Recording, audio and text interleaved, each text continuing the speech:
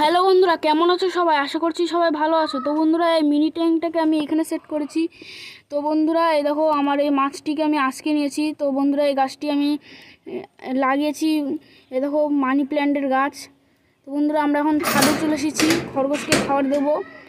এই দেখো আমরা এখন খাবার দেবো আমাদের খরগোশকে।